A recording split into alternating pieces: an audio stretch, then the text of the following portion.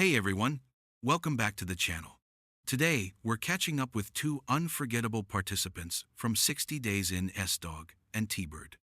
They left their mark on the series, and fans still wonder, where are they now? Let's break it all down.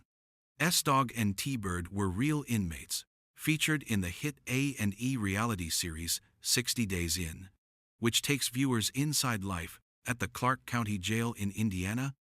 S Dog was known for his intimidating presence and straightforward personality, while T-Ird stood out for his humor, energy, and ability to get along with almost anyone. Their appearances gave audiences an unfiltered look at jail culture and made them two of the most talked about figures from the show. What happened after the show?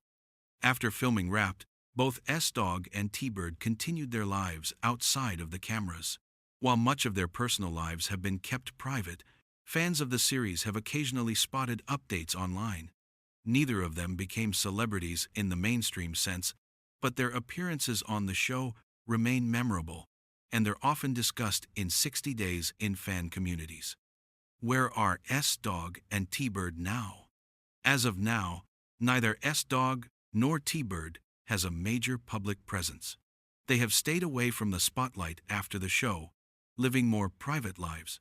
Fans still speculate about their whereabouts, but unlike the undercover participants, real inmates from 60 Days In typically go back to their lives once filming ends, away from the cameras and the attention.